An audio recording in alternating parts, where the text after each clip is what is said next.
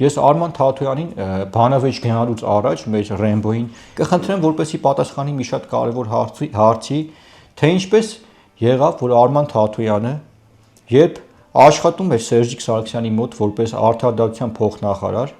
երբ քրեակատարական հիմնարկների այդ ծառայության ղեկավարը Արտուր Օսիպյան կոչվածն էր, թե այդ ինչ պայմաններում Արման Թաթոյանը հայտնվեց պետական եկամուտների կոմիտեում եւ պարզվում է, որ Օսիկյան Արտուրի վարորդի անունով այն ժամանակվա այդ գաղութների վարչության պետի այսպես նշեմ, վարորդի անունով Վրաստանից Ֆորդով Բիբար Բադրջան էին բերել այս երևույթները քրեակատարական հիմնարկներին այդպես մատակարարելու համար։ Ցավոք սրտի ի հեճուկս նրանց այդ Ֆորդը բռնվել էր եւ մեղադրվում էր մաքսանենգության մեջ եւ մաքսային իրավախախտումների բաժնում Աբրահամյան Յովայի մոտ Թաթոյան Արման, դու ինչ գործ ունեիր։ Նա դու դրանից մեզ պատմի, թե ինչպես եղավ, որ այդ Օսիկյանի վարորդը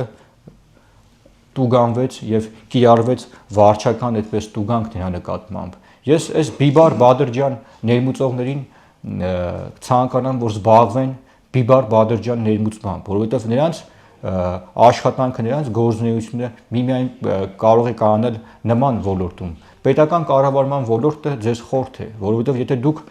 վիզ եք պոկում պետության ինչ-որ պետականության հիմքերից եք հանդես գալիս Արման Թաթոյան եւ Միշիկի այլ փոխկապակցված անձինք, նշեմ, որ ձեր ղեկավարը, ձեր հովանավորը այսօր շամպես փախել է Հայաստանի Հանրապետությունից, ուղղակի ես չեմ